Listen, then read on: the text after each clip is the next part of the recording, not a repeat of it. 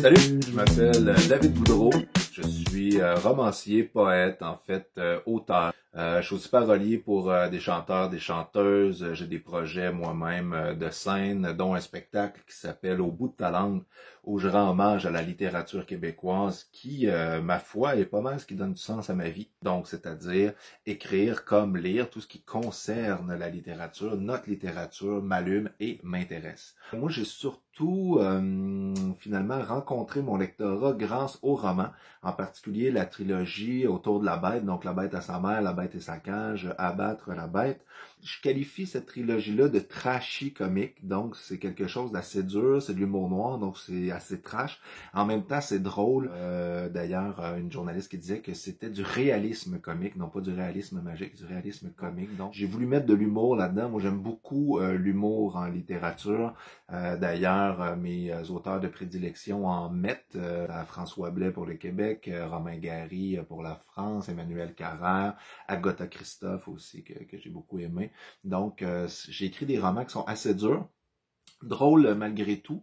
Et voilà donc pour la trilogie. Il y a un quatrième roman donc qui est indépendant de la trilogie qui s'appelle Ta mort à moi, actuellement finaliste au prix littéraire France-Québec.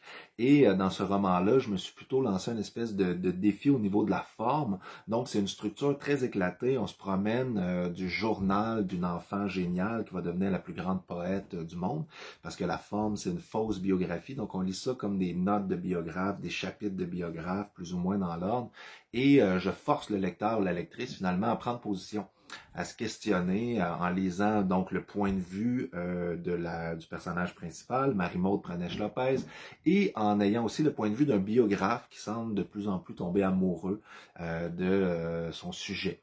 Encore une fois, une espèce de jeu avec le lecteur, de pousser très loin l'expérience de rencontre entre le lecteur et l'auteur. Moi, c'est ce qui m'intéresse particulièrement dans les romans. Donc, avoir un véritable échange, c'est-à-dire moi, comme auteur, j'essaie d'aller très loin, soit dans la forme, soit dans le propos, pour forcer le lecteur ou la lectrice à prendre position, à décider finalement quelle est sa version de l'histoire, à quoi elle adhère ou pas, quels sont ses jugements par rapport à ce que font mes personnages. Donc, ça force aussi une espèce d'introspection. Donc, pour moi, il y a quelque chose d'intéressant là-dedans dans la rencontre entre l'auteur et le lecteur. J'ai 3 recueils de poésie aussi publiés aux Écrits des Forges, donc Premier Soin, Sédenter la chienne et Testament de naissance. Des vers libres, c'est pas ce que je fais sur scène, c'est vraiment une poésie qui est écrite pour être lue, non pas pour être entendue. Ce que je fais sur scène ou à la radio, pour moi, c'est autre chose. Donc quand je suis dans l'oralité, c'est pas avec l'intention de publier ces textes-là. Donc, à l'écrit, mes recueils de poésie, c'est vraiment poésie contemporaine en vers libre. Beaucoup de travail sur l'image, un minimum de mots pour essayer d'en dire un maximum. Quelque chose de plus introspectif aussi, de plus personnel, donc en poésie versus en roman. Pour moi, ce que j'aime en fait de la littérature, puis de mon expérience, de ma carrière présentement, donc en littérature, c'est justement de me permettre de voyager d'un genre à l'autre. J'ai écrit aussi des chroniques, donc j'ai dit parolier, mais ce qui m'intéresse le plus, c'est de pouvoir, par la fiction, à travers les romans, donc c'est pas de l'autofiction, moi ce que je fais, c'est vraiment de la fiction, c'est ça qui m'intéresse, même si je peux révéler des questionnements au travers mes œuvres, c'est vraiment de la fiction, donc à travers la fiction, pouvoir explorer ce magnifique paradoxe de la catharsis et de cette capacité qu'a la littérature, même à travers la fiction, à travers une histoire que l'on sait fausse, des personnages que l'on sait fictifs, on va ressentir de vraies choses et se transformer pour vrai. Donc moi, c'est ça qui m'intéresse en fiction, de réussir à faire vivre une vraie expérience au lecteur, puis peut-être forcer celui-ci ou celle-là à changer de position par rapport à certains sujets.